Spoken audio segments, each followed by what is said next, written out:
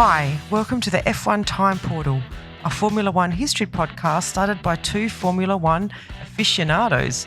I'm your host, Rosa. And I'm your Take On Me host, Luigi. And today we're taking you back to a very special episode of F1 Time Portal, the 1985 season. They're just the first three races. Let's go! So, this is a very special occasion, isn't it, Rosa? Yeah, I'm very excited. We've actually gotten into our time machine and we fast forwarded like, I don't know, how many years? 20 years, Luigi. Yeah, 30. Because at this point in time, we've released the 1954 episode, yes, part one. Yes. But the reason why we've launched this one now, a little bit out of the blue for some of our listeners, is we'd like to recognise that this is actually the 30th anniversary of Senna's passing. And it was at the San Marino Grand Prix where he passed away. And it just so happens to be that in 2024, when we're recording this episode, this is the San Marino Grand Prix coming up. Although it is called the Emilia-Romagna Grand Prix now. The San Marino name disappeared. I don't know what happened there, but you're right. I remember it as the San Marino Grand Prix, but it's at the Imola track. That's same track. That same track. That's right. And so everyone knows what happened to Ayrton Senna in 1994, and it's a tragedy that many of us that lived through it still haven't fully gotten past, and it's still very sad to think about it. But I really want us to, in this podcast right now, celebrate him and his talent. And, this is where it all started. Even though he kind of debuted in 1984, which we'll go through a little bit later, 1985 was really his breakout year. So I just, it's going to be so easy to talk about the sad part of Senna and his racing career, but I really just want to defer that. I mean, we've got 11 fantastic seasons to celebrate him. So I want to really focus on that, I think. Yeah, and in 1984, he was seen as a star of the future with absolute flashes of brilliance. Yes. But it was 85 when he got his first pole position. He got his first win. Yeah. He joined a solid midfield team up from like a backmarker team. So this was his breakout year, and we're celebrating that and recognising his first win and his first pole position, which is what this podcast episode is all about. Yeah, and it's actually really exciting because as much as I've loved researching the 50s and we're in the middle of researching the 60s, this is now the era that I remember watching, live. So, and I think that's going to be the same for a lot of people out there who can identify with their feelings and where they were when things happened in these races in this era. So it's really exciting for me for us to be doing 1985. And I'm a little bit nervous because we're sort of landing in the middle of 1985 without really like working up to it with all the, you sort of get a sense of where all the drivers are. Background. Yeah.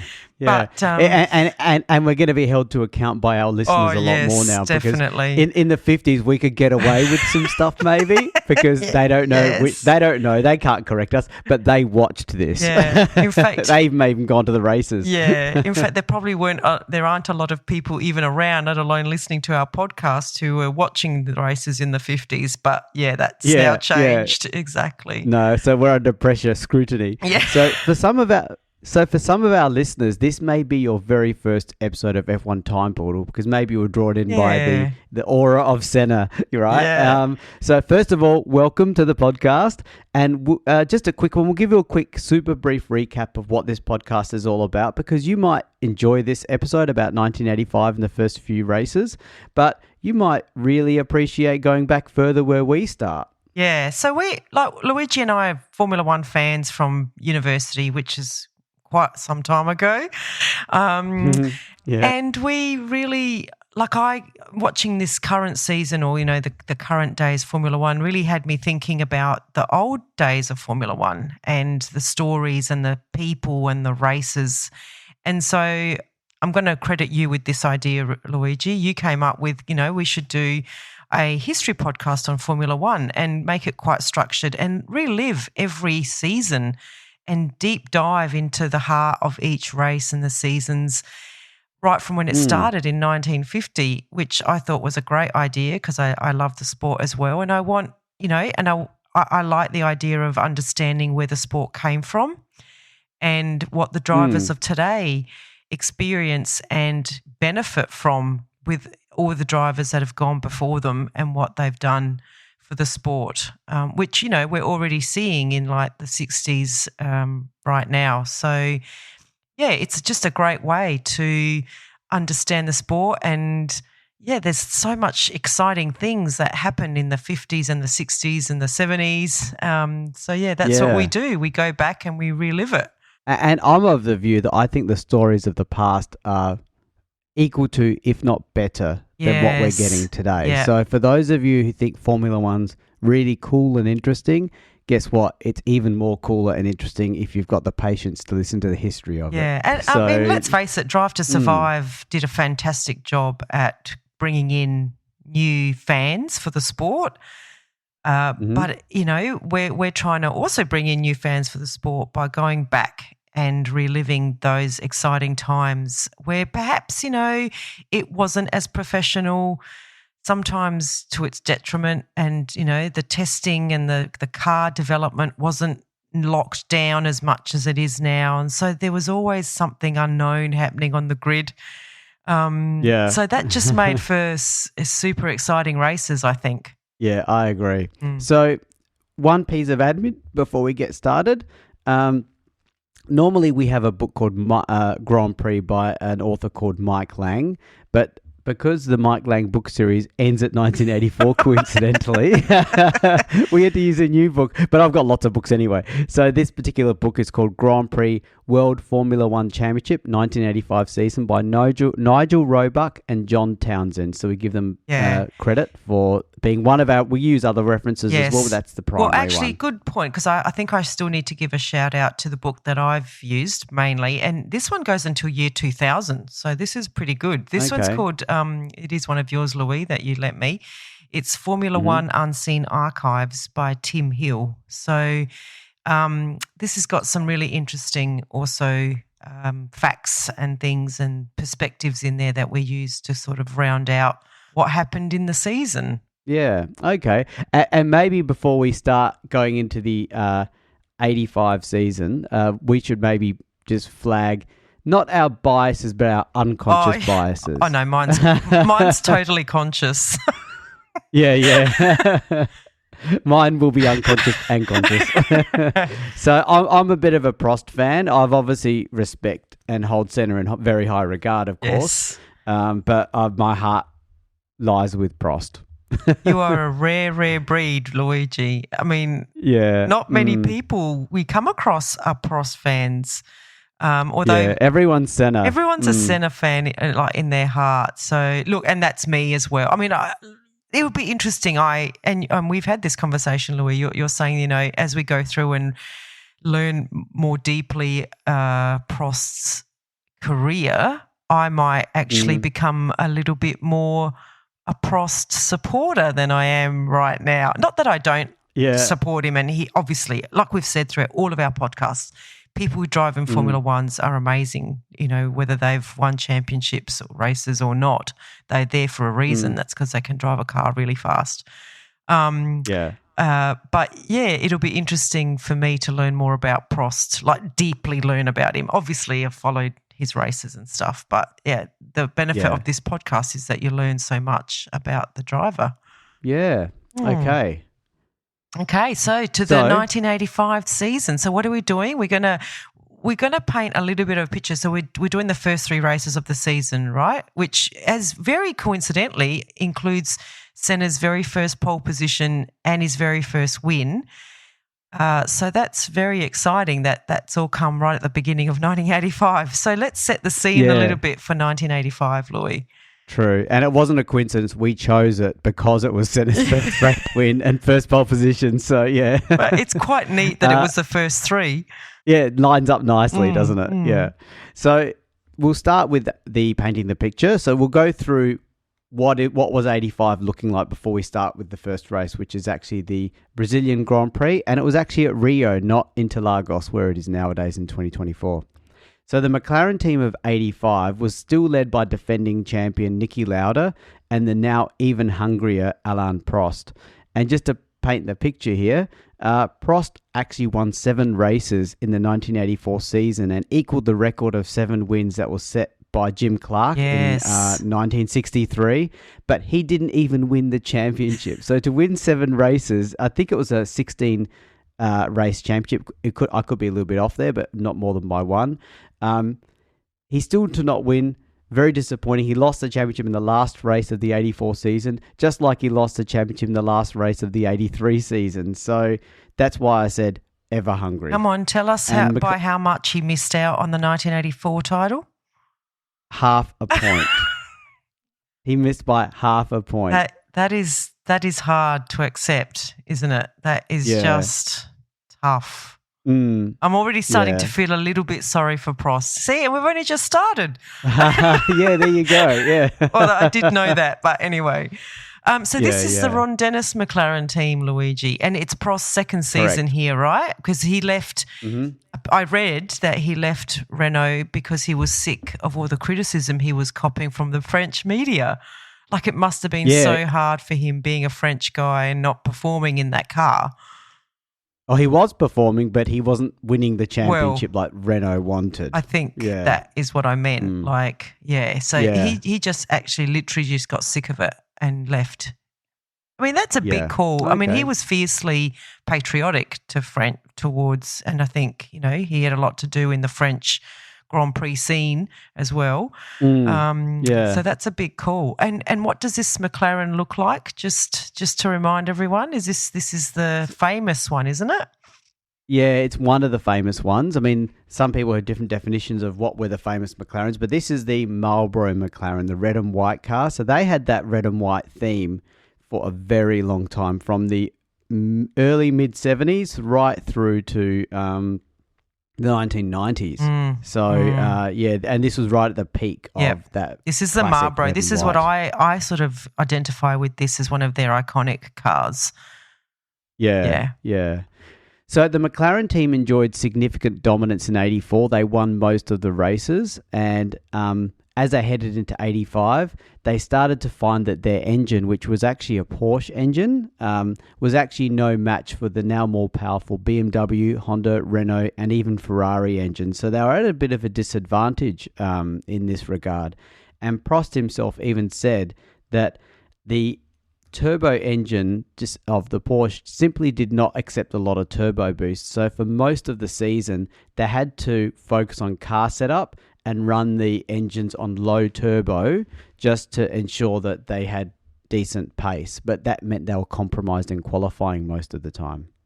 So the Lotus team was led by Ayrton Senna and Elio De Angelis. So Senna, as we said, is now in his second Formula One season, where he completing his debut season with Tolman. And look, we'll go through this in 1984, but I think he had lots of offers to join the bigger teams in 1984, but he decided to start in a lower. He wanted to be kind of like a big fish in a small pond. Interestingly, I think he wanted to learn his craft, I guess, somewhere out of the limelight. So he decided to sign with Tolman. He scored 13 points in his debut year and he finished 9th in the championship. But as we know about Senna's determination and his desire to win, that really wasn't enough for him. And he had ensured in his contract that he would be allowed to move if the car was not competitive. Yeah, the interesting thing about Senna was, despite his determination, he was measured in his approach to Formula One, because he didn't, like you said, he didn't want to go straight into a top team. He wanted to learn the ropes, and that's quite patient. Yeah. It's not the way it is now. No, everyone wants to go straight into the Red Bull now. Yes, but that's the same. That's like people who come out of university wanted to start as CEOs. Yeah. Funny. So Elio De Angelis was actually starting his 7th season with the Lotus team, and at first it was considered that Senna pushed Elio to greater heights. However, I'll just say the greatness of Senna did pretty much wear Elio down, and it was clear that he needed to make a move from Lotus in order to further bring out his best. So while Lotus was actually a contender for race wins as a team, they did. They struggled on true high-speed tracks and were left wanting versus the Honda and BMW-powered rivals. And just a quick comment on Lotus. At this point in time in 1985, they hadn't had a huge amount of success for the past 5 years. Like, they won the 78 championship with Andretti driving. And since that dominant year, it was a very dominant 78 season, they had only one win in the early mid-80s. So they were sort of, it had been a long time for them to be at the front. Where are we at with Colin Chapman and Lotus, Luigi? Do you know exactly? Because I think it's in the 80s that he sort of isn't around anymore, but I'm not sure. I think because he passes away. Yes. He passed away in the early 80s. It was in the early 80s? So, yeah. Yeah, so the team was run by other people, I guess you could say. Okay. But the Lotus spirit, that you could say that it was missing their leader. Yeah. And just one final thing. This is also, for me, a very iconic Senna and Lotus car. This is the black and gold one, isn't it? The John Player special. Yeah. The JPS, the black and gold JPS. And they also had that JPS black and gold look for a long time as well. But it's a beautiful looking car that a lot of people see as their favourite Senna car of all time. Yep. So on to Williams. So, I guess, so McLaren still around today, Lotus not around today, and Williams still around today. Just. So Williams' team, the number one driver was Keke Rosberg, which is Nico's dad. Interestingly, though, Keke raced for a different. I think it's pronounced as Keke. Keke. I'm sure there's a Finnish person. It's probably Kiki, like you said. We've just annoyed a whole lot of people saying that name over and over. He raced for a different country than his son. I think. He was racing under Finland. Yes. He was the original Flying Finn. People called Mika Häkkinen the Flying Finn, but I'm sure Keke Rosberg didn't mind because he was managing Mika Häkkinen, so they could both be the Flying Finn. Yeah. And he's joined by a new teammate this season in Nigel Mansell. Interestingly, Nigel left Lotus, and he was sick of being undermined by the then boss. Peter War. I don't remember that name at all, Luigi. I don't know if you do. I do, yeah.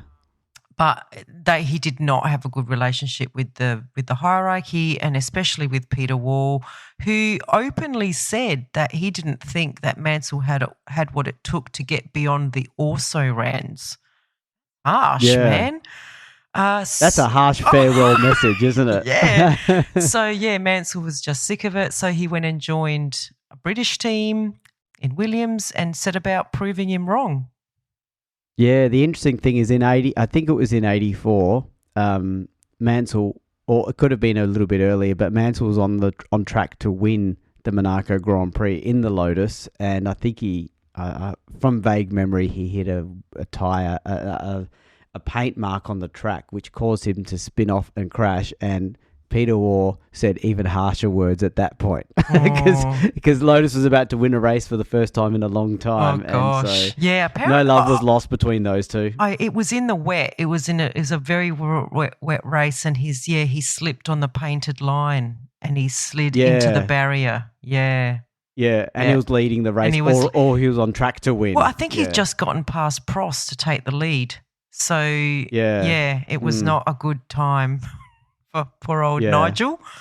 So Williams were somewhat lackluster through parts of 85. They qualified well, but it was only till Honda gave them a completely revised V6 engine in Canada, which is later in the season, which we're not going to cover, where that team came alive and became pretty much a front-runner team. They got transformed overnight. And they found the right balance of power, reliability, and fuel efficiency. And this Williams of 85, and I'd call it the second half of the season, set the precedent for the Williams domination that was to come. So, yeah, interesting times with Williams. And their look. Yeah, what did they look had like? What I would call, I'm calling it the typical Williams look, but it's the yellow, blue, white look. Oh, yes. So they had that typical, and that denim was the logo they had on their rear wing, which most people would recognise. Yep. And funnily enough, ICI was one of their sponsors on the very front nose of their car. ICI, I think, is a chemical company. So since when does a chemical company care about getting global exposure in Formula One? But they did, and we're glad they supported the team. Okay, so on to Ferrari. Ferrari had a disastrous 1984 season. But they've sort of come good in 1985 with their new 156, designed by legend Harvey Postlethwaite. Well, there's a name I recognise. Team leader was Michele Alboreto, and he was actually up there as a credible championship contender until the good old Ferrari reliability started to let him down. And I think it happened quite dramatically throughout this season as well. So, and the second driver was René Arnoux, and we'll go into it a little bit later. But yeah, he's no longer in the team from race 2 onwards, and he is replaced by an underrated Stefan Johannsen. Yeah, we won't there is a bit of controversy around the fact that, I mean, he was sacked out of the team. I still haven't decided, Luigi, whether we'll say what all of those rumours were. It feels a bit unfair. It's actually never been disclosed, the reason by himself or by Ferrari ever. And I think a lot of people have asked him, but he refuses to talk about it. So it must be big. There's 3 rumours. Do we say it? I don't know. Are we giving air to false things? It's very kind of controversial, isn't it? And it actually goes to his character a lot. Yeah, and I don't mind that. And enough time has passed where I think he could say it, but maybe. I know. Yeah, anyway. Let's think about it. We mentioned it in race 2. We'll think about it. We've got time to digest. Yeah. That's right. But I will say a couple of things. The Ferrari colour is red. and would you say, Rosa and I were fortunate to attend the 2024 Australian Grand Prix, and it was what I would call proper Ferrari red versus the new Ferrari red that Rosa does not like. Oh, my gosh. It's sort of it's got orange tones in it for me. But yes, this was a true Ferrari red. Yep, absolutely. Yes. And the only other thing I would mention for those of you that are new to the podcast, as we mentioned, we start from 1950, the first World Championship of Formula One, and Ferrari was in that first season, not the first race, but we talked about the Ferrari reliability fading. And Ferrari's strategy. That is in the Ferrari's DNA right from the 1950s. So we're not anti-Ferrari. We call out strategy errors where they come up, and Ferrari gets a bit of a spotlight on it because it's in its DNA, and it's frustrating for Ferrari fans in particular, which I know Rosa is. I know. But we also have to acknowledge that through all of these highs and lows, and there are lots of lows to the point where they lost their whole development, engineering team in 1 year, they never left the sport.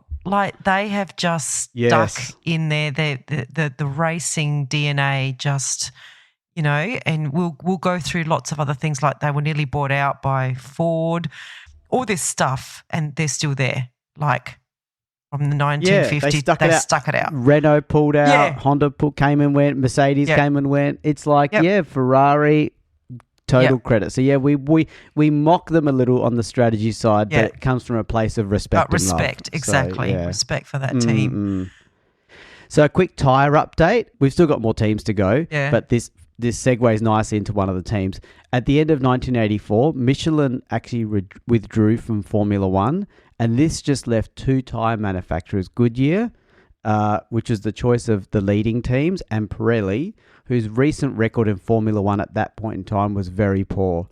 However, later in the season, amazingly, a Pirelli shod team does win a race, And this would actually be Pirelli's first win in F1 since 1957. Yeah, I was going to say they were big in the 50s, and in fact, I think they had the I don't know what the word is, but they dominated tyres in the 50s for Formula One. So yeah, interesting because we've got Pirelli now, don't we, Luigi? Yeah, as exclusive and for quite some time. That's right. So yeah, I keep saying that we have to do a special series on tyres because there's some fascinating things that happen in there, and I'd like to understand tyres a bit more. Okay, so we still have Brabham on the grid, Louis. That's exciting. Yes. Brabham team. Not anymore. No. But in 1985, this is the team that Jack started in 1963, I'm going to say? 63? Yeah, I think you might be right. Yeah. Could be 62, Could be but 62, probably 63. yeah. So obviously Jack's not driving anymore. But yeah, like you say, interesting on the tyre thing because Bernie Eccleston is the team boss of the Brabham team, and he's a risk taker, isn't he? He just likes to take big risks for big rewards. So he chose to use the Pirelli tyres. So they did a great deal of hot weather testing. So this helped them when the weather was hot, but that wasn't very often. So it was a gamble, I think, that didn't quite pay off. Poor old Bernie.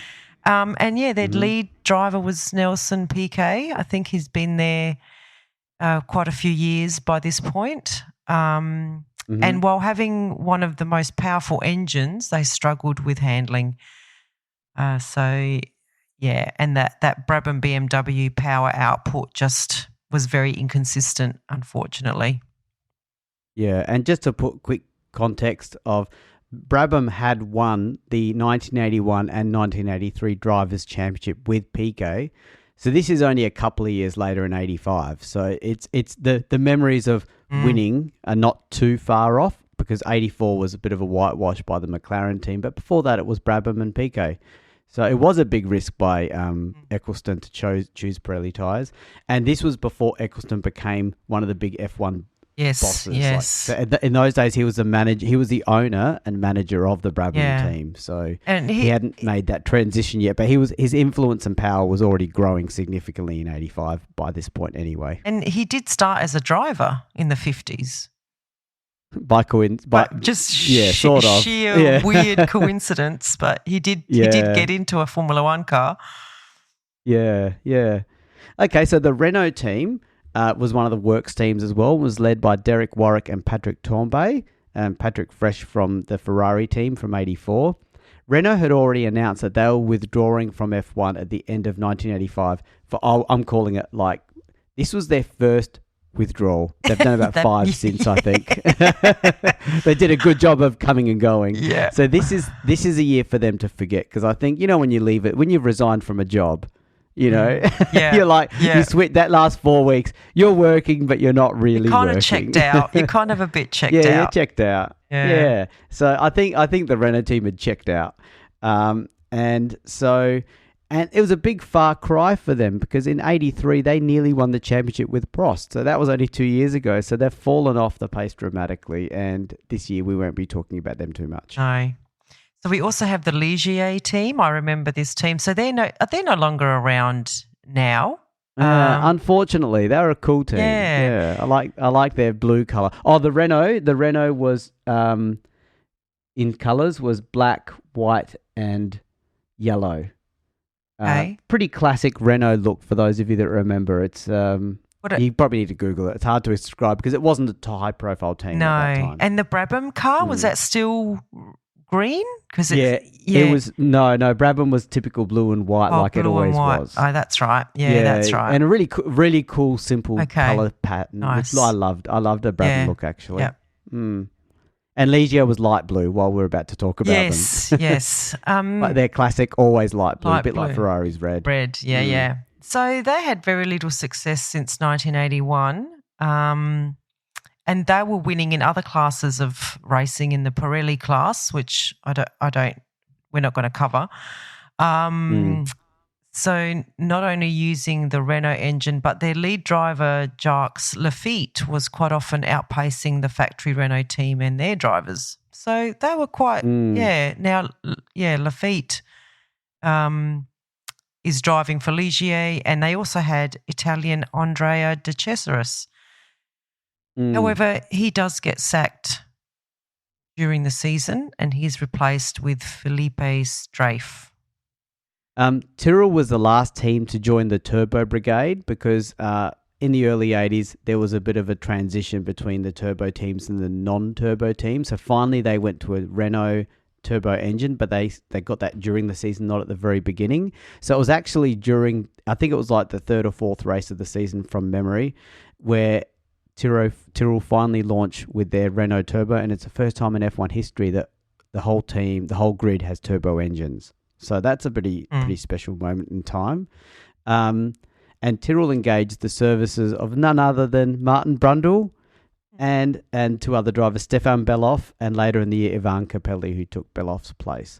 So Martin Brundle, the current Sky Sports commentator and big rival to Senna back in their F2 days. And here they are on the F1 grid together. And he debuted in 1984, didn't he? I'm pretty sure. Yes, him and Senna both debuted in the same year. Same year, right. And I'm just trying to see, as we keep talking, I'll look up what Tyrrell looked like. Because I can't find I can't find a picture of it in my book because the Tyrrell changed its look a lot. Okay. So it's hard to pinpoint it. Pin them down. You talk about the next team. Yeah, and just a word on Brundle, and I don't know if it's just because of the book that I'm reading, but when he debuted, he was touted as one of the talents to watch. Yeah, so, he was seen as up there, the new young British star. That's right, exactly. Yes, so that's interesting. It's going to be interesting to follow his career a little bit more closely. Yeah. So, we move on to the Arrows team, and their drivers were Gerhard Berger and Thierry Boutsen, two very well-known drivers. And they were powered by a BMW engine, but their engines were not managed by the manufacturer, and it showed versus the Brabham's managed BMW engines. So they didn't do very well, but it was one of their best seasons in their 8-year existence to this point. Okay, interesting. And their look of car was a primarily beige car with and uniquely a brown horizontal stripe. Oh my gosh! It looks better than it sounds, I have to admit. So I have to give some respect to that team for that effort. Okay. And I'm just having a look at I'm struggling to find a picture of the Tyrrell in this book, and you know why? The book is a very good book, but half the pages have black and white and half the pages have colour. Oh, no. And I'm thinking, how hard was it to print colour pages back in those days? How expensive must it have been? But I'm imagining the Tyrrell probably was a blue theme colour because Tyrrells typically were. Yes. So sorry, I can't describe the colour. Yeah, I have just looked it up, and they were a nice blue. They were, although this is a bit later. This is 2008. You've got to pick the right year. Because we're professional. Yeah. And they had the Ford engine at this point, Luigi, I think. Tyrrell? Ford engine? I have to check. Yeah, I'm pretty sure they did. Yeah. Okay. And so what's the next team? It's Tolman. I know you've put that in the notes, but do we really need to talk about Tolman? I mean, just a quick tip of the hat because Senna was driving for Tolman in 1984, and they did achieve a little bit in 1985, but we'll move on from them. Yeah, I mean, we will. But the next team we do need to talk about, even though they achieved a lot less than Tolman. And what is that team? That is the Minardi team, which still exists today. But they've gone through a bit of identity transformations as well. They're now known as it kills me to say this name, it's the Visa Cash App team. Yeah. Just call it Alpha Tauri or Toro Rosso. But do not call it that silly name. It's just such a tragedy. Yes, say the former Alpha Tauri team or the Toro. I sort of identify with the Toro Rosso. So they're making their F1 debut in this year. So and this is I have to say, I love the color of this car, and I so remember this from my youth. It was the black and yellow car. Oh yes, yep. Yellow side pods, black in the middle. It looked distinctive, despite the fact that it was not particularly fast. That's the point. So they turned up with their own engine, developed by an Italian company called Motori Moderni, which is Modern Motors, a very snazzy title. And their lead title was Pierluigi Martini. Oh, no, don't tell me you're going to love this Pierluigi guy, Luigi. Look, not only does Pierluigi Martini have my attention because he's got my name in his name, but he had a real ego about him. Oh, no. He thinks he's such hot crap. and I relate to that a little bit. I think I'm great too. But wasn't it awesome they came into Formula One with their own engine? I mean, they had ambitions to be a mini Ferrari, but I imagine with a mini budget. Yes, we'll see how long it takes them to not have their own engine. Well, considering we've talked about a whole lot of teams that are no longer with us, this team is with us. It is, yes. So there's something about Minardi team. Yep. And there's not too many other teams to mention, although I do want to mention the Lola Hart team because I'm a little bit of a Lola fan. I like the Lola brand. And we have Alan Jones driving for them, who was lured out of retirement. Yeah, I wish he'd joined a better team. Yeah. So he won the world champion in 1980 and he'd been away from the sport for 3 years. So that's a big deal. Yeah. Like, that is huge. Like, even now when you talk to, I know you don't rate, well, I'm not going to say that because he might be listening. When you talk to Rosberg now, and he's he's still young. Like, he retired very young after 2016, and people talk to him about making a comeback, and he goes, "No way, there's no way I could do it. Like, there's no way I could do it." Although they have been asking him that for many years. You need to maintain it. Yeah, that's right. So big deal for Alan Jones to come back out of retirement. Yeah, it was. Yeah, and that Lola Hart was a sort of a reddish orange car and blue. Yeah, and didn't achieve much success, and we won't be talking about that much this season. I do remember the colours of the cars just being very bright and distinctive in this era. Yeah, they were better in those. They were more distinctive in those, and they looked different too. But not as dramatic as the 70s. They looked really different in the 70s. Yeah, okay. So the race weekends ran something like this. They had a practice session on Friday morning, and then Friday afternoon they had a qualifying session. So it was called Qualifying 1. And if you were the fastest on Friday afternoon, you were considered to have provisional pole position. And then Saturday morning, it was practice number 2. And then Saturday afternoon, it was qualifying 2. And the best time from qualifying 1 or 2 would be pole position and form the grid. And the interesting thing was a lot of the times in this era, if they could see it was raining on Saturday, they would really gun it on the Friday. Yeah. You know what I mean? Because they knew that was going to become the grid. Yeah. There was also a warm-up on Sunday morning, which was normally, I think from memory, about half an hour, and then the race was Sunday afternoon. So that's the way the race system was. Yep. Okay. And the scoring system, look, we'll mention it, but it hasn't changed for years. It's the 9-6-4-3-2-1 system. Yes. And I think that for first to sixth, only the first six get points. Yeah, which has been in since, the 60s.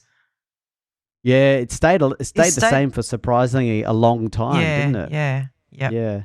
And only the best 11 results counted to the championship. Okay. So that's quite a lot of races they're allowing for retirements, isn't it? Yeah. So how many races do we have in 90? Oh, we've got 16. Yep. Okay. Yeah. Yeah. Hey, this is also the first year that the Adelaide Grand Prix. Yes. Which is what got us into Formula One. Yes. But we're not covering that race today. No, we're just doing the first 3. All right. Well, shall So we that was get, a bit of a longer, that was a big opening, but we needed to do it to paint the picture because normally if we'd covered 84, we wouldn't have to go through a lot of that that's because you'd right. sort of just continue straight on sort of Yes. thing. So this race is at the Brazilian Grand Prix at Rio. It's in April the 7th, 1985, 61 laps, 21 drivers. The grid formation is, I guess the staggered 2x2 is a way to call it now. Yeah. And the weather was dry and hot. So we're going to split this race review up into qualifying and the race itself. So to qualifying, it was clear that the teams had gone to great efforts to catch up to the all-conquering McLarens of 84, but McLaren have not rested on their laurels either. But it was Ferrari that had made the biggest improvement in their cars. Yeah, Alboreto said that the new chassis was a big improvement over last year's model and the engine was working very well and fuel consumption is good on the race boost. Wow, this is sounding very, very promising, Luigi. Yeah. But yeah. Ferrari is known as the winter champion for a reason. And the winter champion being a European winter champion. Yes, yeah. yes. So from the start, the Lotus team were on it. And at Friday qualifying, DeAngelis actually set the fastest time in his Lotus, basically 1 minute 28.081, nearly 0.7 seconds ahead of Senna. Alboreto and the rest followed. On Saturday morning, though, it was Arnoux who was not having a good time in the Ferrari.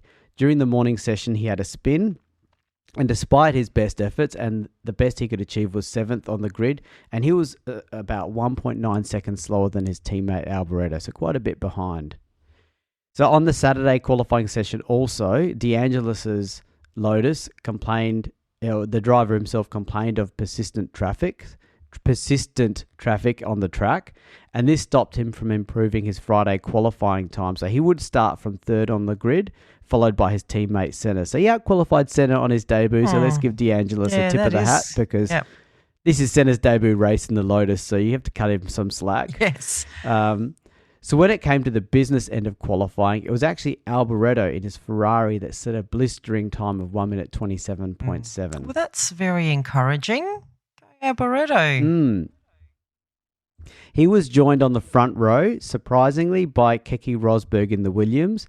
It was literally his first quick lap in the car all weekend because his quick lap attempt on Friday was impacted by a blown turbo, and then on Saturday he had a problem with his car catching fire in the morning, so he really had a tough time. So to get right up there on the grid was impressive because he only had one fast lap to lay down. And Lauda and Prost put both of the McLarens in the top 6 at the end of the Friday session. And Lauda in particular was raving that this new 85 McLaren was so much better than the 84 car, with the strength being in the fast corners, although he did admit that the slow corners needed a bit more work. Do you reckon he was just sort of, foxing everyone? Nah, he was being... Yeah, for sure. He knew this car was not as good because he won the championship in 84. Exactly. And he did nothing he did very little at 85. And I also think Lauda had checked out as well. Yes. He was checking out with Renault. Yes. The Renault said team said they're going, and Lauda said I'm going too, and they both checked out together mentally. But yeah, he was foxing big time. Because he would have known. He would have known for sure. So the issues with the McLarens, though, was that their engines were down on power. When they did try high turbo boost, the engines wouldn't run properly, so they basically had to qualify using race-level turbo boost, which was a real disadvantage to them, not just for this race, but for the whole season. So that's why Prost ended up qualifying 6th and Lauda was 9th. Yeah. Yes. Oh, yes. And Brabham was the dark horse of the race. As we know, they've got their Pirelli tyres and they're the only top team with the unfavoured tyre. And Piquet would actually end up qualifying 8th. And finally, the Renault team had some major issues which caused urgent brake replacement on the Sunday morning. And despite this, Derek Warwick, who's actually right now, I think he's one of the... race stewards. Oh, he's involved in something to do with penalties with drivers or something like that. Yep. But he's up there in the regulatory side of things. He actually got into the top 10 in that Renault. So the grid then is Alboreto on pole, Rosberg second, De Angelis third, Senna fourth, Mansell fifth, Prost sixth, Arnoux seventh, PK eighth, Lauda ninth, and Warwick 10th. Okay. So the big names. So to the race. Senna, Mansell and Prost are in the middle there. Interesting. Yeah. And I mean, these are the guys that we grew up with, and they're the legends of our youth, aren't they? That's They're right. the legends of our youth. Yeah. I'm sure everyone's looking forward to hearing how this race goes, especially me. Yeah. So what is that a giveaway? Yes, it is, Luigi. So to the race, while Alboreto had a solid pole position, it was actually the McLarens of Prost and Lauda that he feared the most. And that's a pretty big call because they were 6th and 9th on the grid. But I guess he's just used to it, though, isn't it? From 1984, and it's Prost and Lauda. Yeah, correct. And his concern was well founded because in the warm up, Prost was actually the fastest easily, followed by Alboreto. Now, this is then interesting, Lauda. and we've had this discussion before, but you say, and you remember it more than me, that Prost always did really well in the warm-up laps. Yeah, because he set the car up for the race. Yeah. And he knew the race was 2 hours. Yeah. And I think even Prost is even quoted as saying in 85, look, I'm so happy with this car that if I can just be in the top 6 on the grid, I can win the race. So, yeah. All right. Well, yeah. That's why. There you go. So, yeah, if you did well in the warm-up, you did well in the race. Pretty much. Okay. Yeah. Because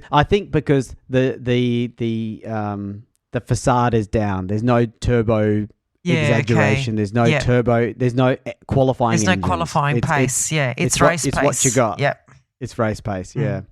So at race start, it was actually Rosberg who charged into the lead in his Williams. However, it was Mansell who made the more spectacular start because from 5th place, he saw a space on the outside of Alboreto's Ferrari and he actually went for it. Mansell's Williams was half a length ahead of the Ferrari, so he figured the corner was his and he turned in. Okay, I have a feeling you're setting us up for something big here, Luigi. Yeah, has a bit of an impact on the race actually because it resulted in his rear tyre, Mansell's rear tyre, making contact with Alboreto's Ferrari and Mansell flew off the track. So while Mansell was able to get going, the whole field had gone past and he was soon to retire a few laps later from issues caused from the contact possibly. That was, Alboreto, I mean, if we can just go back to that contact. So yeah, there was probably no penalties for, well, he's out of the race anyway. But, you know, would that have been Mansell's? I mean, he was half a car length in front of the Ferrari. Yeah, it's hard to tell. I haven't looked up this incident on YouTube, so I can't go into the detail of the nuances of it, but the idea of penalties. Yeah, are there penalties in this era? No, nothing. Not that I know of. The only recollection I have is in the 70s, the late 70s, when Riccardo Patrese caused a big accident at, I think it was the British Grand Prix, which caused Ronnie Peterson to pass away. I think that was at an Italian Grand Prix, I reckon. But was that an Italian race? Was, yeah. But he got banned from a race, and I think that's the only time I've heard of a penalty, to be honest. Yeah. Right, interesting. Okay, so Mansell's out. So Alboreto was able to continue in 2nd place behind Rosberg, but the impact did change the balance of his car and did give him significant understeer. Yeah. Well, Alboreto was not happy, and he was quoted as saying, "Mansell is crazy. I am very happy he went off the track." Yeah. I love that. I'm very happy he went off the track. You don't hear that current drivers say that. Arguably, he caused him to go off the track, but anyway. Yeah, I love the line, happy he went off the track. So during that first lap, Rosberg continued to streak away, and many wondered if Rosberg realised that he had little hope of keeping up this pace and having enough fuel to get him to the end of the race. Look. Now, I was going to say very quickly, this whole season is impacted by fuel limitations because they had only a limited amount of fuel for the season. That's going to play more later in the season, but Rosberg was basically disrespecting the fuel. And look, he was in front. He was putting on a bit of a show. Like, I get it. He's leading the Grand Prix, right? So yeah, I mean, he probably knew it wasn't going to last. Yeah, possibly. And he's the 1982 champion in a Williams, by the way. Yeah. So He knows how to win He had races. some cred. Although he didn't win many races actually. He generally only won one race a year as a general thing. So yeah. Well, on lap 9, he did have cred. On lap 9, Rosberg's front tyres were struggling with the pace. And so Alboreto closed up on the Williams. And then as Alboreto was lining up to pass the Williams for the lead, the Williams suffered a blown turbo. There you go. Show's over, Rosberg. Enjoyed it while it lasted. I wonder if he knew this already. Yeah. That he knew his turbo wasn't going to last. Yeah, probably. So the field was already starting to space out with Alboreto in the lead, followed by Prost, who had now caught up and now got right up to his heels. Yeah, well, he started 6th, Prost. So what you said, Louis, as long as I can start 6th so I could win the race, he's now already up to 2nd. That's pretty good. So Lauda was also charging through the field, so Alboreto's concerns were well-founded. Yes. And Lauda moved ahead of De Angelis on lap 11 and took Senna 4 laps later in a very finely balanced outbraking manoeuvre. So behind so these guys were like in the podium sort of positions. Yep. So behind the Lotus duo of Senna and De Angelis was Arnoux in the Ferrari. It was, however, treacherous in the Ligier who was making some progress as his Pirelli-shod car was working very well on the high abrasive Rio track surface, and he was actually starting to catch Arnoux by over a second a lap. So where is Piquet in the other Pirelli car? Yeah, meant to be the leading Pirelli car. He was actually out on lap 2 when he spun out of the race. So a bit of a disappointment for the Brazilian fans there, I guess. Yeah. So there was drama to be had in the points-paying positions, though, as Arnoux decided to go to the pits for fresh tyres. treacherous saw a space on Arnoux's right, I believe, as Arnoux was navigating to go to the pits. Yep. And he went for the space, not realising that gap was only there because Arnoux was slowing down and going to the pits. Oh, no. So when treacherous realised what was going on, he tried to correct, but it was too late. His front hit Arnoux's rear and it broke treacherous' suspension and he was out of the race. He needed some Fangio type awareness there, Luigi. I know. That was they didn't have this in those days. A very poor awareness that he was going into the pits. I mean, he would have slowed down as well. Yeah, it would have been like an obvious. But I guess treacherous' defence is like if you see a gap, you've got to go for it. I don't know. So as a result of this, Arnoux was pushed past the pit entrance because he was hit from behind, and he basically not only had a bonus flat tyre, but he had to do a whole lap with that flat tyre to get back to the pits again. So that's not a great outcome for Arnoux in that Ferrari. No. And by the time he returned to the race, he was a distant 13th. Okay. That would so attract a penalty in today's day and age. Oh, for sure. Yeah. And treacherous, like it's not a spoiler, but I remember him not having a great Formula One career, and he gets sacked from Ligier later in this season, doesn't he? Yeah. He has a reputation. I don't think he really deserved it, but he got a reputation. His nickname was treacherous, and I don't think that's fair. He was actually a very fast, very good driver, and I think he even had a record for at one point in time, most races without a win or something like that. So he had a very long career and he obviously attracted a lot of teams who wanted his pace. Yeah, but I just remember him making very bad judgment decisions, very bad calls. Yeah. I think we might be tainted a little bit by the fact that we saw him at the end of his career. Yeah. Not the beginning. No. A bit like we're hearing about Arnoux now and Arnoux's career is not that great after what happens soon. Yes. So, yeah. Yeah. And like I said, it would be like I'm missing out on all the research that I would have done on these drivers. So, yeah. Yeah, yeah. Anyway, let's get back to the front of the race, Luigi. Yeah. So Alboreto's concerns about McLaren were proven true as Prost powered past the Ferrari. and this was done in the most embarrassing way as Alboreto missed a gear right in front of his own pit and Prost needed no further invitation to take the lead. Oh, what was he doing? Was he waving to the pit crew? What was going on there? Yeah. And was the words like we're used to Mike Lang using some very kind of judgy words in his race reviews. So is this is the most embarrassing words coming from your new book, or did you just add those in? To rub it into you. Yeah. That Ferrari exactly. embarrassing. Yes. No, it was actually from the book, but I did put it in because I thought it was quite funny to see those Of words course you being did. used. Thank you very Yeah. much. Yes. So Prost pulled away once he was in the lead. And at this point in time, Lauda was also lining up Alboreto to take second place from him. But he pulled into the pits to retire with car issues. So at this point, it looks like, oh my gosh, 1984 McLaren is back again Yes. in 85. Maybe Lauda was right. Yes. Yeah. So, but not really because he was out now.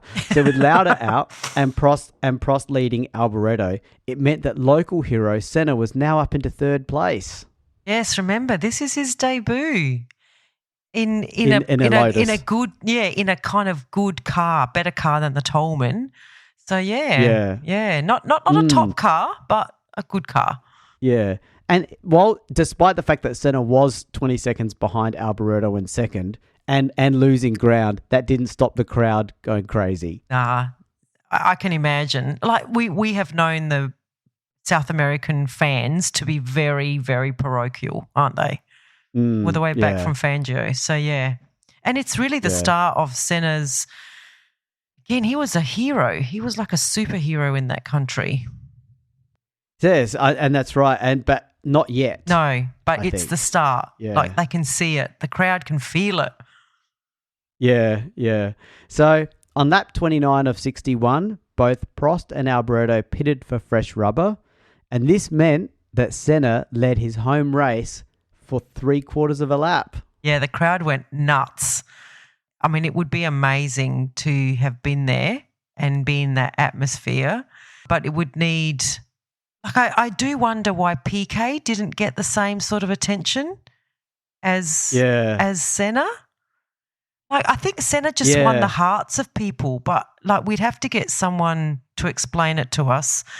But yeah, he just never got that kind of reaction, did he? Yeah, I think so. And we need Brazilian fans to maybe explain why. I know that Senna did a lot of charity things behind the scenes and all that sort of stuff, but I don't think PK did. Yeah, okay. So, yep. So after the pits, after they did the pit stops, Prost had a gap of over 25 seconds ahead of Alboreto, and it stayed like this with 5 laps to go when Prost started to slow his pace. Oh, yes. So I've read about this. So he later said that there was a little green light in the cockpit which flags that there is an error in the engine management system.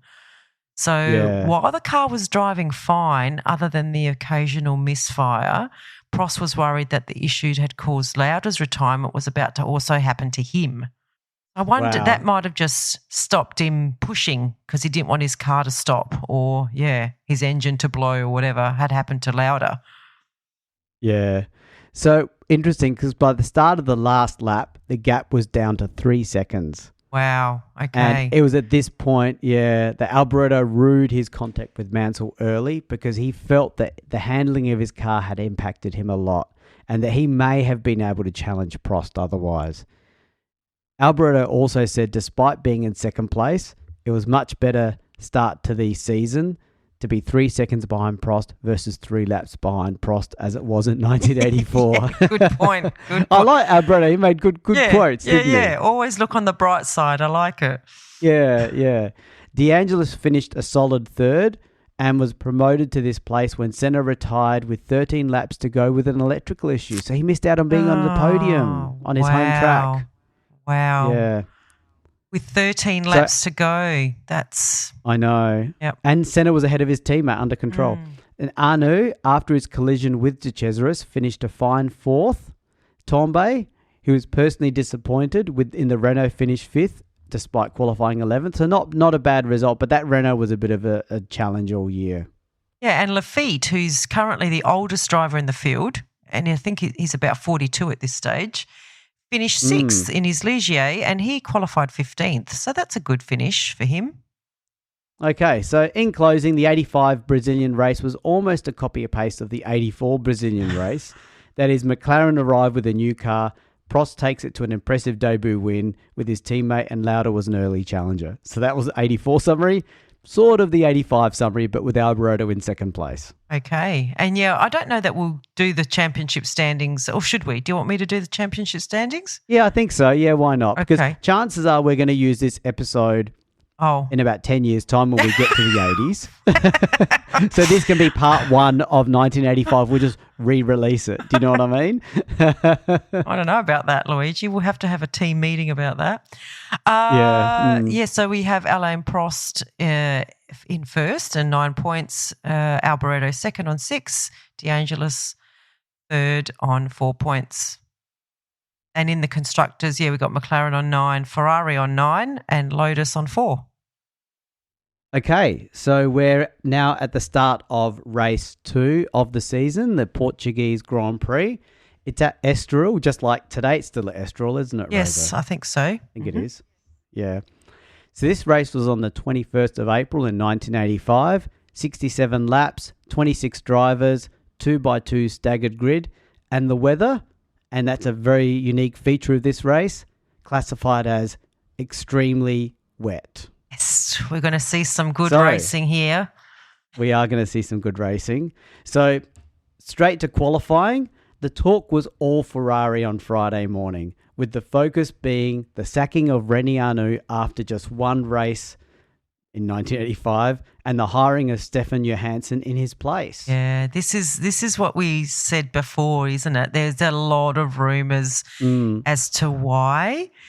So apparently Arnoux refused to attend a testing session, and that's one of the reasons people have speculated that he didn't attend that testing session, all the way through to, entering into a relationship with Enzo, with a Ferrari family member of Enzo's family.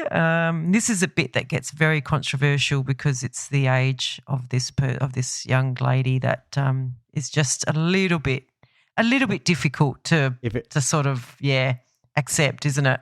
But if it's true, I'm not going to say it. I just think, and as we said, Arnoux has been asked multiple times to explain what happened and why he was sacked, and he's just refused to comment on it after all these years. Yeah, no one has broken. And there's also another rumor of drugs. Yeah, okay. That Arnoux was caught. I don't know if it was legal or as in by the police or privately caught taking drugs, and we don't know. Yeah. And wow, talk about a secret that's being well kept. I know, right? The fact that he hasn't said anything after all these years makes me think that it's big. And the fact that he thinks it's better for him to keep quiet than to come clean, again, suggests that it's, something that you don't want to talk about. Yeah, not good. That's right. Anyway. So it gave Stefan Johannsen his big opportunity, and he was still young, and there was even comment amongst the other drivers that, good to have young drivers get an opportunity when they're still young. So there was, just like we have issues today where we go, why are some of these grid spots taken by drivers that are not performing? They had the same views back then as well. And Arnoux was actually considered, I don't think he was the most popular fellow driver on the grid because he had been off form for much of the last 6 months and not driving at his best. So that played a part maybe. Yeah, okay. I don't really remember him being that great of a driver. Like, he's not a name that and as I was saying to Luigi, as much as I've watched these races, I was 12 in this era. So I need to do a lot more reading to sort of reignite those memories. But I don't know, his reputation wasn't that great, was it, Luigi? He wasn't that much of a great talent or driver. Towards the end of his career. Towards the end, he was not great. He was known as a mobile chicane. But in the early part of his career, he was really good. Yeah. He was a really good qualifier, really good race. He won many races driving for the top teams. So we're picking him up just at the moment at the pivot. Yeah. So it's a bit unfair. We will celebrate him in his hour of glory when we get to him, I guess. Correct. Yeah, because in the time that we grew up, he was driving in much weaker cars. Yep. And So the Friday practice, like it was in Rio, a Lotus was the fastest, but this time it was Senna's turn to shine in his new Lotus team. So while De Angelis was fastest on Friday morning, that's the practice session, Senna took over from Friday afternoon onwards, and he earned a provisional pole position of 1 minute 21.708. On the Saturday, however, Senna found significantly more pace and ended up with his first pole position with a time of 1 minute 21.007. His teammate could do no better than fourth, over 1.1 seconds further back. Wow. Well, we have a saying in Formula One that the first person you need to beat is your teammate. And, Senna did that, definitely, in this race by 1.1 seconds. And this is That's massive. Is his second race for this team, and that is huge. And he's taken pole in his second race. So...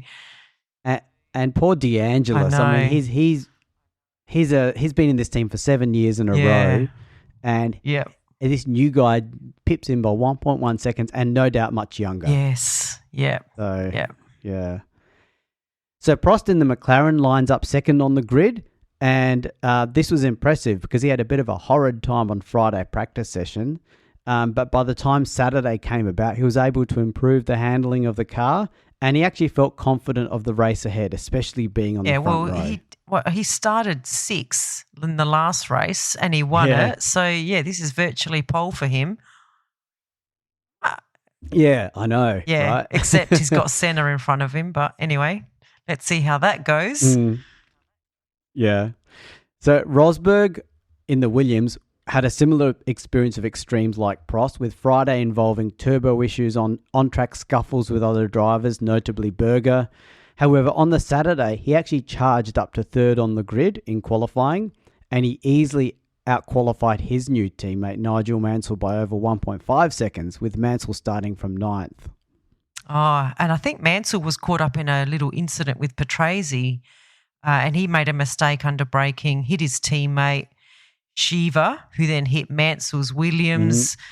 Yeah, Patrese didn't see it the way Shiva did. Either way, it compromised all their Friday efforts. It was a bit of a mess. Yeah, and we could have gone into more detail on that little incident because each driver had their own perspective of it. Very similar to Alboretto's comments about he was glad that Mansell was out. But we can't spend the whole time talking about those side incidences. But it was fun. It is funny though. Ferrari, fresh from the excitement of having a new driver, were having a tough Friday with Johannsen, with most of his time spent waiting for his car to be fixed, and then in the afternoon having to go out on Alboretto's spare car. In those days it was called the T2. Even on Saturday, Johannsen had a tough time of it in the morning as well, and with his own car, so he had to go out in the spare car again for final qualifying. So in his Ferrari debut, he didn't qualify great. It was 11th, but considering his very unsettled start and lack of practice in that car, he did very well. And Alboretto qualified 5th. Warwick in the Renault qualified 6th, still not very happy. He felt his Renault was struggling with a significant lack of downforce. Okay, but 6 is still pretty good. Like, it's not bad. The Renault drivers seem to complain a lot. But I think but you know what I think it is? Because they were a factory team. They nearly won the 83 championship. And I think they're just going, hey, why are we struggling in these bad positions? They what's going on? So I think they're expressing. Yes, yeah. Yeah, I think so too. So Piquet in the Pirelli shod Brabham could do no better than 10th. And he felt he could have been a few places higher had he not faced traffic towards the end of qualifying. So, the top 10 qualifying was, Rosa? Senna first, Prost second, Rosberg third, De Angelis fourth, Alboretto fifth, Warwick sixth, Lauda seventh, treacherous eighth, Mansell ninth, and Piquet 10th. Wow, treacherous also did well in that Ligier. He was a strong qualifier, and you you said he question. had good speed. Like he was fast. Yeah, he just was a bit of a crazy man. Maybe. Yeah, but okay. So to the race.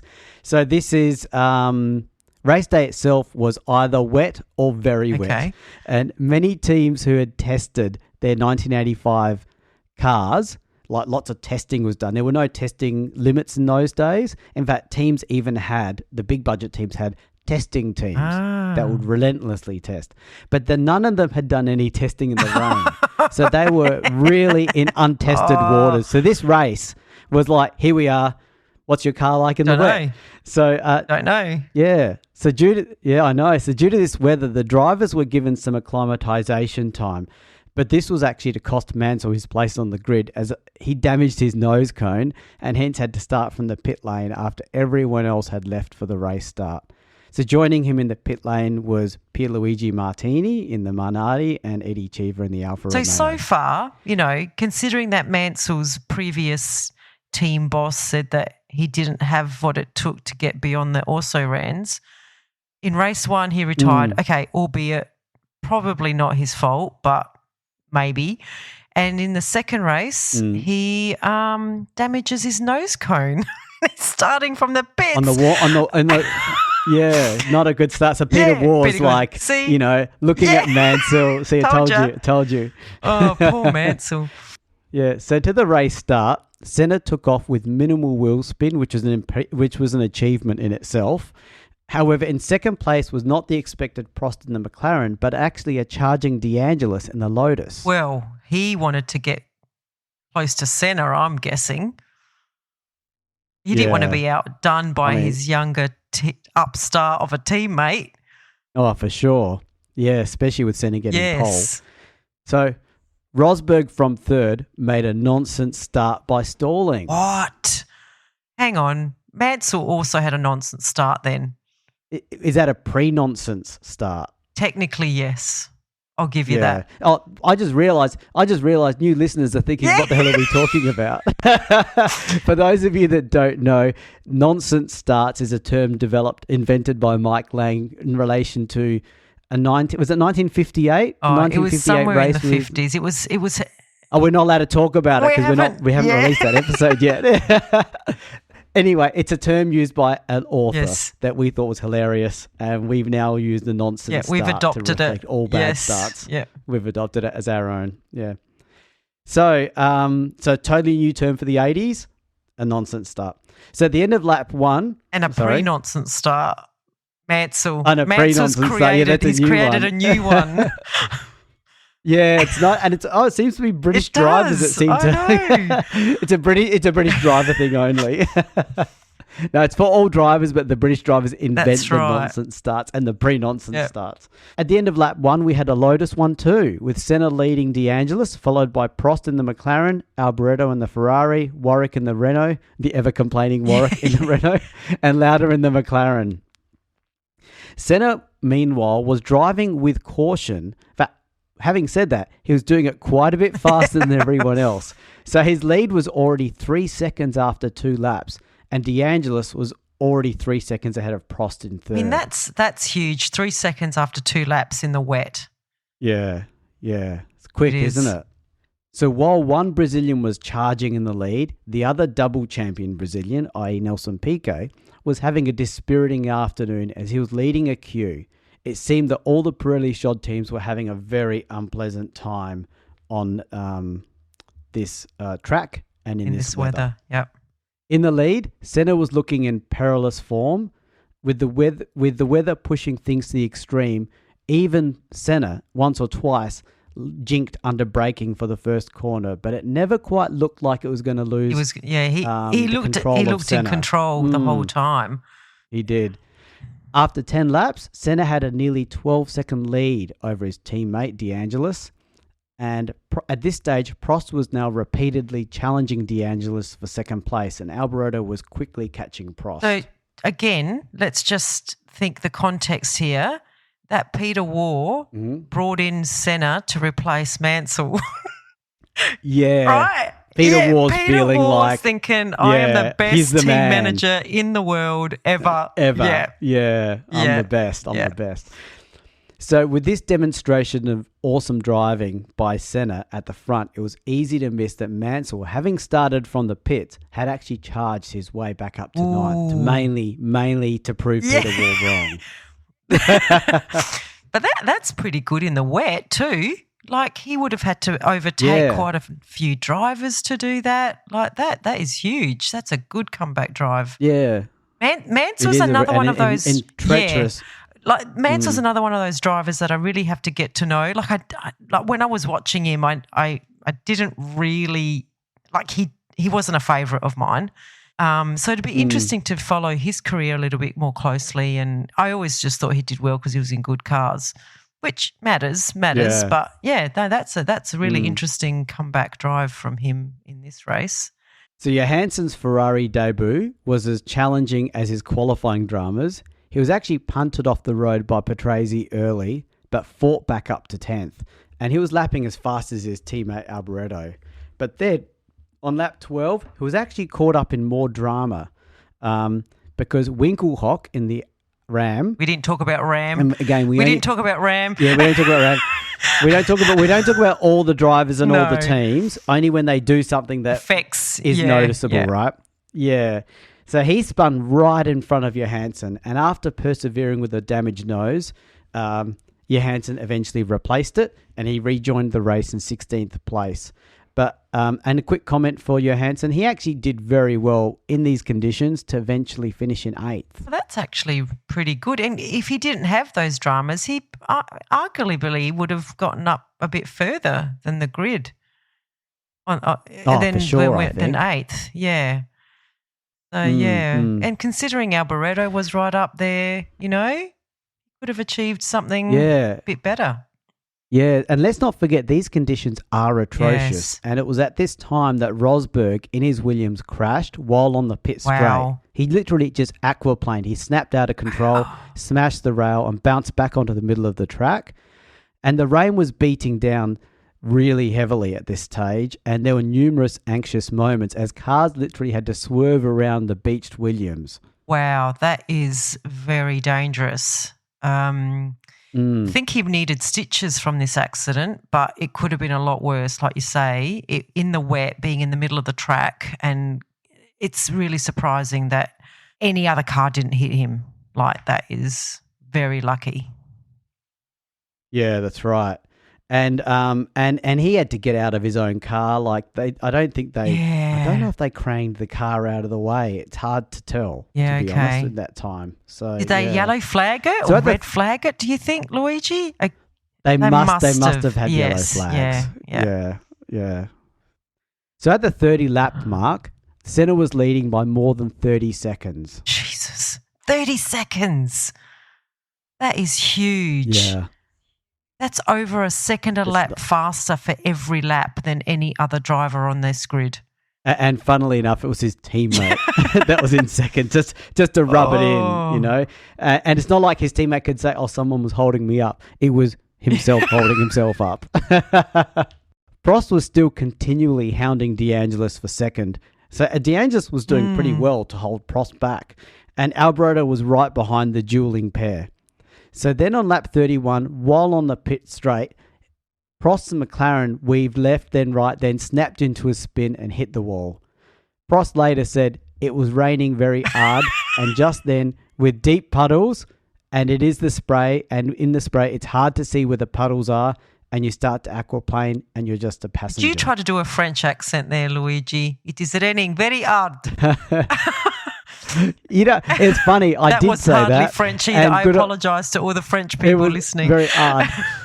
It's funny because I think it's the authors of the book that take the mickey out of Alain Prost because they wrote apostrophe ARD instead of HARD. Oh my gosh. They copied his accent just for one word. That's terrible. That is terrible. Oh, jeez. But authors of the 80s. Heapers, what can it was you a do? different time.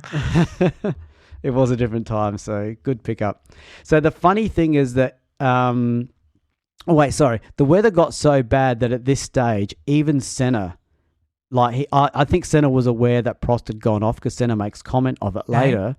Even Senna was waving vigorously as he passed the pits, indicating that the race should be stopped. What? Even Senna doing this, like that says a lot about, because Senna is all about racing and winning.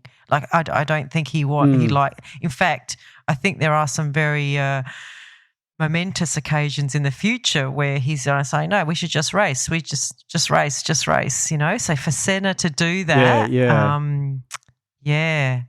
And, yeah, do you want to talk about the Monaco race of 1984, Luigi? Yeah, only because there's so many parallels to this race and that race. Because in the 84 Monaco race, it was very heavy weather as well. That's right. Very that rainy. Was the one where Mansell crashed out when he was in the lead.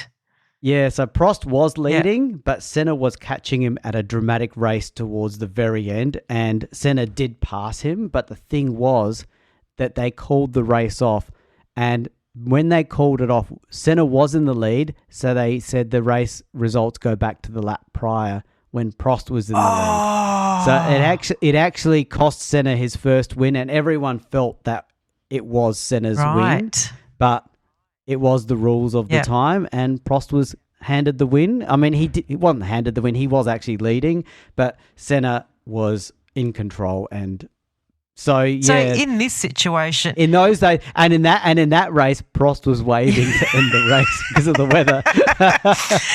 That's what makes it a bit funny. But in this situation, Senna's been in the lead right from the start. So even if they did go back a lap or whatever, it would still be Senna. I think he felt more secure waving to the pits to stop the race because he's led the whole thing. And correct, yeah. And we'll get to some comments he makes about the conditions after. So maybe we'll pause that. So just on the waving bit, though, Luigi, no radio, no radio, no team radio here.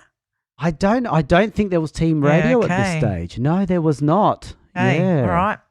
Good call. And in fact, later in the 85 season, they put a camera on a car to show live feed of cars on the track. Now, that had never been done before. Like, we've had cameras put on cars in the past, just straight up cameras, but a live feed camera only happened towards the end of 85. Right. So I don't think they had team radio at that stage, or if they did, it was very limited or poor quality, I imagine.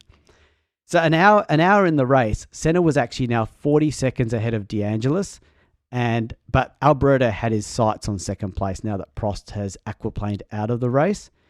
On lap 43, and remember this is a 67-lap race, Alboreto actually dove inside the Lotus of DeAngelis for the first corner and got through, and it seemed that DeAngelis may have been caught unawares. So in his attempt to regain that position, he left his braking too late a couple of corners later, went off the track, onto the gravel and onto the grass. And remember, the conditions were atrocious. He did really well to keep control of his car. But while off track, he did get a slow puncture on his tyre. But that, funnily enough, he could still drive with that slow puncture, and he finished the race. But he did lose some positions. Right. So Lauda retired on lap 49 with piston failure. Yeah, I think Lauda said that conditions were ludicrously dangerous, and he felt that the race should have been stopped much earlier. Yeah, interesting to hear these comments, right? Lap 59, Tambay in the Renault took third place from the struggling DeAngelis, who was persevering with a punctured front tyre and pretty much offered little resistance. So he was sitting duck. Well, Tambay, I mean, he wasn't in the top 10. He qualified 12th, I think, and now he's in a podium position. That's pretty good. Yeah, I mean that's what these conditions bring out, this sort of talent of these drivers. So after 67 laps of the scheduled 69 laps, the race was actually ended as it had hit the 2-hour mark. So Senna took the win over 61 seconds ahead of Alboreto, with everyone else having been lapped at least once. Wow. And upon taking the checkered flag, this is Senna's first win, mind you, Senna was waving both arms wildly. This was only his 17th race and his second for Lotus. You know, this race reminds me a lot of some of the races we've reviewed where Clark does the same thing, or Moss in the wet, you know. And Senna kind of now takes over that mantle, I think. He was just in a class of his own. And after the race, Senna said the big danger was that conditions changed all the time. Sometimes the rain was very heavy, sometimes not. It was difficult to keep the car in a straight line sometimes. And then he went on to say that it was much worse than Monaco last year. Once I nearly spun in front of the pits like Prost, and I was lucky to stay on the road. Whoa, he's already calling out a bit of a rivalry with Prost.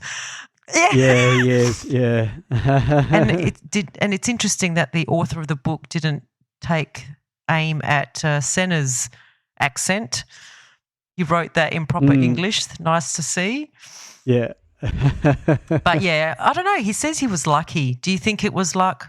No, absolutely not. It was an ominous warning to the rest of the field that the weather master had arrived, and that the flashes of brilliance that he showed in that Tolman in 1984 were absolutely warranted. I think he does it. He just does it too many times for it to be luck. Yeah, absolutely. He was just being polite, I think. Prost is sitting in the garage going, "Who is this dude? What's he doing? What's he saying? How dare he? How dare he liken himself to me?" Okay, so after 2 races, the championship points are Alboreto on 12, Prost on 9, and Senna on 9. And for the constructors, it's the Lotus on 16 and Ferrari on 15. Yes, yep. It's interesting that Alboreto's in the lead of the championship, isn't it? Ferrari. Yes, Ferrari, yes. I haven't looked at I think I know who wins this season, but I haven't looked at who wins it, so I want to be surprised, which we're not going to be because we've only got one more race to go. I'm going to have to wait 20 years, Luigi. 10 years. We might get to this in 10 years' time. Yeah. Unless the fans go crazy and say, no, continue with the 80s or we refuse to listen. Yeah. So we're up to the 3rd race of the season, the San Marino or Emilia Romagna Grand Prix as it's called now at Imola. It's May the 5th, 1985. So the race was in May in 94 as well. Yes. 60-lap race, 26 drivers, 2x2 staggered grid, and overcast dry conditions. Okay. So to qualifying. So I think even at the start of this race, Brian Hart from the Tolman team said of Senna, "I knew he was special almost from the first time I worked with him last year. His win the other week was just brilliant, wasn't it? I honestly believe he can do things with a racing car that no one else around can do." And he likens him to Gilles Villeneuve. Yeah, I found that very interesting. This book was written of the time. So when they wrote this book, they didn't know Senna would be a 3-time champion. They didn't realize the legendary status he was about to earn. But they're talking about it like he is. Yeah. Pretty big call, right? Yep, he must have just been so far ahead of the rest on the track that you could just see it. Yeah, that's right.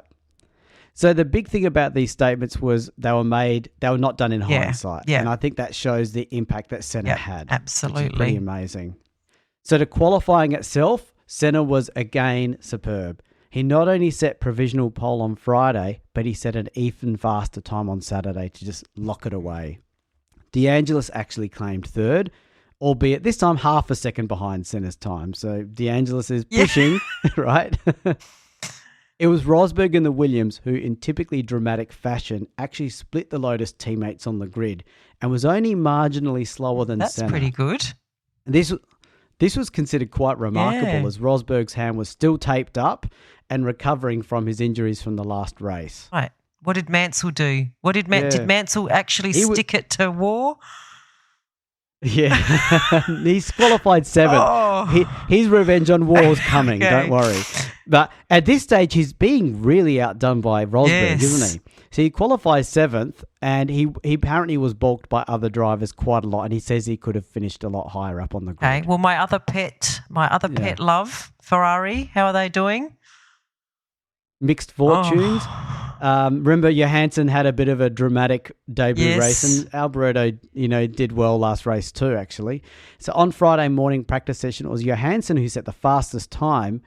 And funnily enough, don't forget, Imola is in Italy. Tifosi. He was actually, just for the Friday morning practice session, he was mobbed by the locals. That's what happens when you drive for a Ferrari, even if you're not Italian. Yeah, that's right.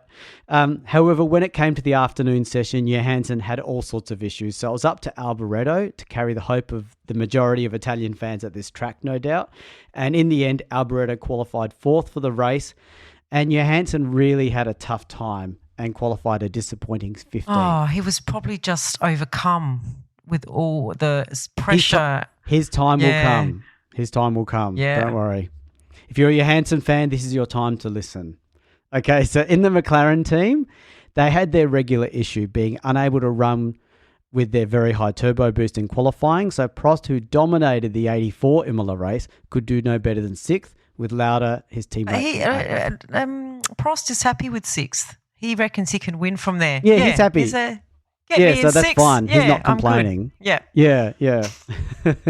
Of surprise was Boots and the Arrows earning the 5th fastest time. He was fully leveraging, the Arrows had the BMW engine, so he was leveraging one of the most powerful engines on the grid, which happened to suit the Imola power circuit and the Arrows car itself. So it all came together for him, which is nice. That is good. And special mention to Pierluigi Martini in the Minardi. It qualified 19th. But the main thing was, this was the first race where they were actually making the debut of their new engine, their new V6. What is it? Motori Moderni. Yes. Yeah. And it was considered very impressive that the car was comparatively heavy at the time, over 600 kilos, and that Martini was a very inexperienced driver at the time as well. I don't know. I good reckon effort you're for just them. mentioning him because he has Luigi in his name. I mean, seriously, 19th Luigi. Just a coincidence. 19th. I don't know that that's worth mentioning Yes. a new engine. Oh, well, it's AlphaTauri. Come on. Okay. It's Toro Rosso. Yeah. So to the race, and this is a very interesting race, this one. With race start, Zach Speed's second race lasted even less time than its first. The only reason I'm mentioning we Zach didn't Speed mention is Zach because- Speed. We didn't. No. That's That a is team. because- That's not a driver. His name is not Zach Speed. That is a team. Yeah, yeah. It's a German Yeah. team, and their driver was Jonathan Palmer, yeah. and his son actually was Joyland Palmer. Yes. Drove not too long ago in Formula One. But the only reason I'm mentioning is because their first race only lasted 1 lap. Their second race lasted no laps because they didn't even start. So just giving a quick acknowledgement to these teams that tough it out, you know. So at race start itself, to the real race, Senna actually stormed into the lead. And again, like the last race, instead of seeing Rosberg's Williams in his mirrors, he saw the black and gold Lotus of DeAngelis again. You said at the beginning that, Senna would drag DeAngelis up to greater heights. And it's sort of true. He is. Like, DeAngelis is just really pushing and trying to match it with his new superstar teammate. So that's pretty good effort. Yeah. He's trying. It right? does wear him down, trying. though, as you say.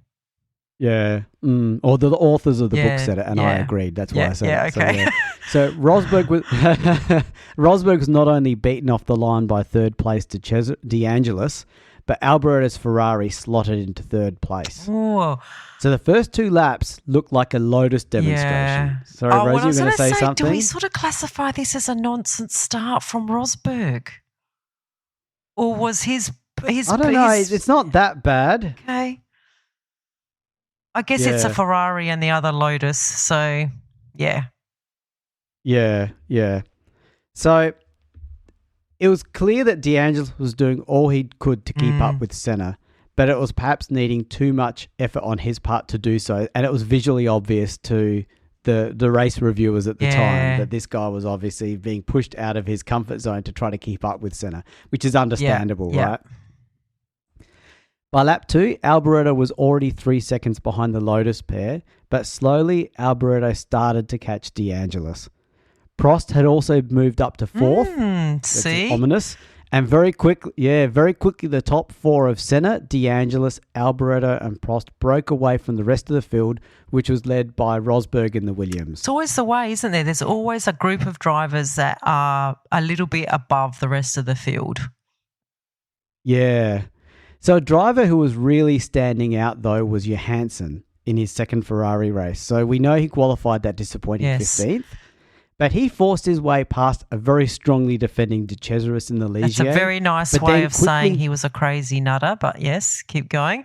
But he quickly dealt with Boutsen in the Arrows, Chiva in the Alfa Romeo, and Mansell in the Williams. Yeah, I think Johannsen would later say, I drove the race I was told to, At 30 laps, half distance, I turned down the turbo boost. Whatever power I had, I drove absolutely flat out all the way. That's pretty good for a young guy in his second race. It is, and we'll see how that comes about because there's more meaning to that towards the end of this race. So, in the meantime, his Ferrari teammate, who was in third and coming under severe pressure from Prost in the McLaren at the same time. So, on occasion, Alboreto even forced Prost wide onto the grass at Tosa, which was like the first corner. Yeah. And Tosa, we'll be talking about the first corner of Tosa quite a bit, actually. I don't know if it's still called Tosa. I don't know either. Might not be. It doesn't sound familiar to me. Either. So I think they've renamed changed it. Yeah. Yeah. So together, they slowly reeled in the Lotus pair up front. By lap 10, D'Angelis started to suffer brake problems, and he had fallen away from Senna and was now in the attack range of the Alboreto's Ferrari. And within a couple of laps, D'Angelis was down to fourth, with Alboreto and Prost basically pushing him down. Mainly because of the brake issues with D'Angelis, and maybe because they were just better. Yeah, and so, he couldn't, like you say, you would have to concentrate and push so hard to just even keep up with Senna. Yeah, exactly. Yeah. Yeah, it was a big ask. He didn't know what he was dealing with. He didn't know he was dealing with one of the greatest of all time drivers. Yeah, exactly. Yeah. So on lap 23, Prost finally passed Alboreto, but this may have more to do with the fact that Alboreto's car had suffered an electrical problem. He dove into the pits for new tyres and some attention to the electrical matter, but he resumed the race with fresh tyres and energy, set the fastest lap, and soon to retire. Aww. So the book I even read said he artificially set the fastest lap. I thought that was a bit of a hard call. This guy's... Yeah, he did the job. He doesn't like Italian, Ferrari or French people, this author. Yeah, he hasn't mocked Alboreto's accent, though. I think this is the start of the Ferrari reliability problems then, hey? Maybe, yeah. Not yet. The real reliability problems happen later in the season. It's not great. Yeah. No, it's not a good start. So Lauda, in doing his normal strategic drive, for he had now moved up into third place, he was actually only 4 seconds behind his teammate Prost. It was then that Lauda himself lost control, and then he was 12 seconds behind Prost. Yeah. So Prost later said that his computer went crazy. Lauda. And Lauda said it. Oh, yeah, Lauda said his computer went crazy after his spin, and his car's power was like all or nothing. Then he lost fifth gear, then fourth gear kept jumping out, and so he literally had to hold the lever in. Wow. So we heard a lot about people having to hold gear levers and throttles down and a whole bunch of stuff in the 50s and 60s. So now we're seeing it again in the 80s. That's classic. That's going back to the old classic times. I like it. Yeah, I know. It's pretty cool. So for the next few laps, Prost fought Senna for the lead, and in the words of the author, in an intensity rarely seen. Oh, there's a little window into the future. You ain't seen nothing yet, mate. Yeah, that's right. The rivalry's coming. Yeah. But it shows the seeds of it are here. Yes. In this race, I'm going to go so far as to say in this race, the seeds are here. So, yeah. So it was classic where one car has certain strengths at certain parts of the track versus the other, and Prost did briefly challenge for the lead on occasion, but Senna simply did not make any errors. And that is a testament of a truly great driver, isn't it? And we see the same in Max. You know, Max just doesn't make any mistakes. And same with like people like Clark, you know, they just very rarely made mistakes, and the concentration that they're able to sort of keep during races makes them better than the rest. Yeah, I totally with you. And we're going to see some more magic from Senna in a moment, because the battle for the lead took a turn when the dueling leaders of Prost and Senna came to lap Tournbay's very slow Renault. No doubt he was preparing his complaints for later. So Senna passed Tournbay on acceleration up the Tosa Hill, then eased back marginally. This forced Tournbay to do the same. This resulted in Prost being unable to quickly pass Tournbay, and effectively trapped the McLaren through parts of the track where passing was not possible. And this gave Senna the space he needed to break away. Okay, that was absolutely and totally planned by Senna. Don't you reckon? Mm-hmm. Like he said, I'm going to get past him on this, and then I'm going to just slow down a little bit, and I'm going to trap Prost in these hard to overtake slow corners. Yeah, that is. He did very well. And that's the thing, he just thought about every possible advantage on the track. So later Senna would say, I went away from Prost not because I pushed the engine, but because I pushed the tyres and brakes. I hadn't been pushing before that because the car was too heavy with fuel. I had saved everything until that point. And after I had made my break, I turned on the boost and cut my revs via 1,000, thinking only of saving fuel. I thought I had no problem then to win. Like, he just thought so deeply about the advantages that he could eke out of every possible aspect of racing. Yeah, it's pretty impressive. And he had fuel he had fuel preservation front of mind, and that comes to play. And Luigi, so, I don't know, and like I said, I don't have the benefit of reviewing the debut year, but it's interesting that Senna, so early in his career, identifies Prost as a major challenger. Yeah, and Prost hadn't won a championship at that stage.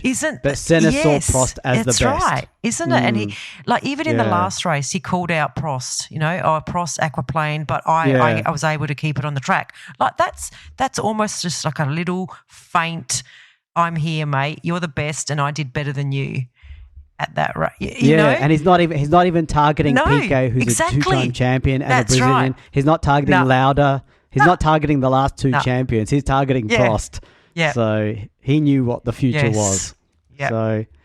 So Prost at this stage, after being outsmarted by Senna with that little Tombe trick, basically wanted to guarantee a race to the finish. So he turned down his turbo boost because he was aware that fuel was an issue. Yeah. So I think Mansell also said it wasn't really racing, was it? My digital readout told me that I had 15 litres less than I needed to make the end of the race. I had the boost down. I cut my revs from 12,000 to 10,000. When I crossed the line eventually, the display said that I had 0.1 of a litre of fuel left. I'm impressed that it was a digital readout, and secondly that it was 0.1, that it was accurate, right? Wow. So by half distance, Johannsen had caught De Angelis but passing was another matter. And it seemed that despite his brake issues, as in De Angelis' brake issues, the Lotus straight line speed was still very strong, and Johannsen couldn't get past at the all-important first corner of that straight. So we're at lap 50 of the race, and there's 10 laps to go. Senna's in the lead. He's broken away from Prost. And we've got Johannsen having a battle with De Angelis for third place.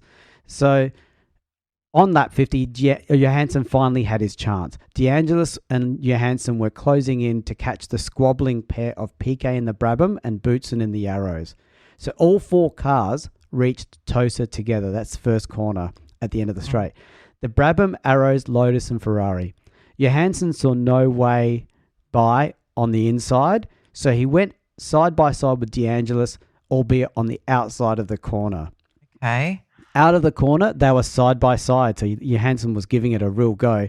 But Johannsen cleverly navigated away from Boutsen while De Angelis was trapped in and essentially had to concede the place. That was very smart, wasn't it? Good display of understanding the track and getting the best exit and, trapping. And it's in a Ferrari in Italy. Yeah. Like, this is what the people come to see. And he started 15th, and this is now putting him into third. It's amazing, isn't it? It's amazing. Yeah. So Johannsen was not done yet. For now, he had Prost in his sights. And Prost was driving a measured race. He had one eye on the track and one eye on the fuel readout. And he simply did not have the pace to stop Johannsen. And so on lap 54 of a 60-lap race, the Ferrari took second place. Yeah. Lap 55, Senna's lead was now 9 seconds. Lap 56, the gap to Senna was now 7 seconds. So Johannsen was closing in. Lap 57, Senna's Lotus started to slow, and the Ferrari was right behind. It was clear that Senna's Lotus was running out of fuel. Wow. And the Italian crowd must have just been going crazy at this point, seeing Johannsen catching a slowing Lotus. Oh, unbelievable. And don't forget, they mobbed him. That's right. When he got fastest in practice session. So what are they going to do with this? Yeah. So with 3 laps remaining, Johannsen took the lead. Wow. And a Ferrari was on track to win the Imola Grand Prix. And this is only his second race in that Ferrari.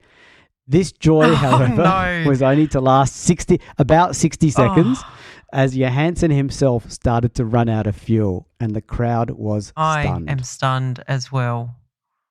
So it was the ever careful Prost who then came by into the lead. Unexpected.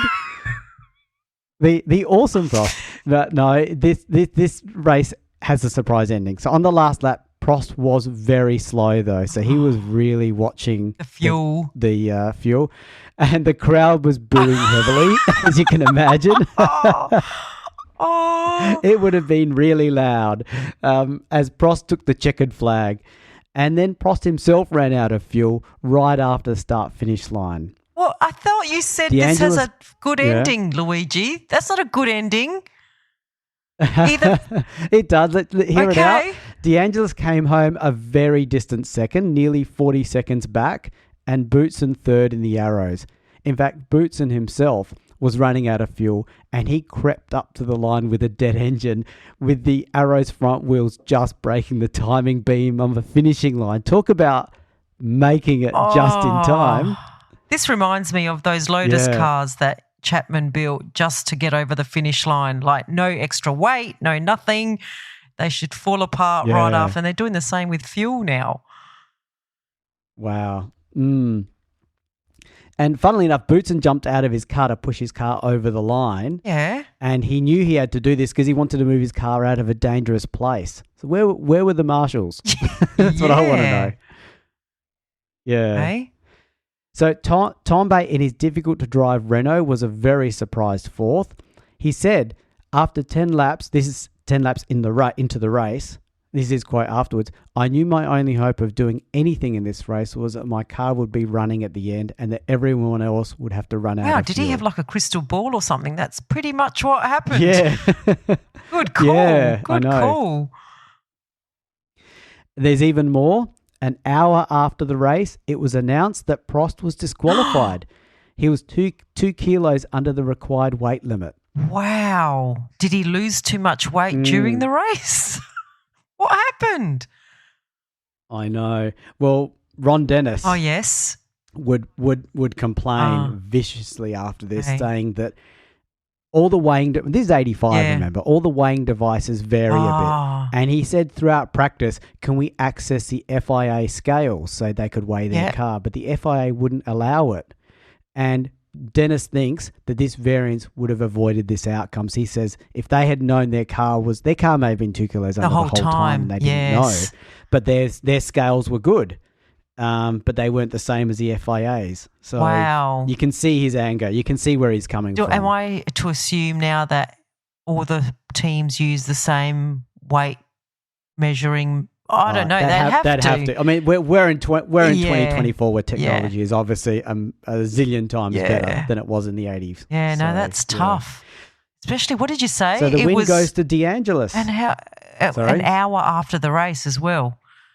So an hour after. So the pictures have Prost. I was going to say that's after the podium. That's after everyone's celebrating. Yeah, jeepers. I know. So the win goes to DeAngelis, who never even led a single lap of the race, followed by Boutsen and Tombe. Boutsen in the Arrows and Tombe in the Renault.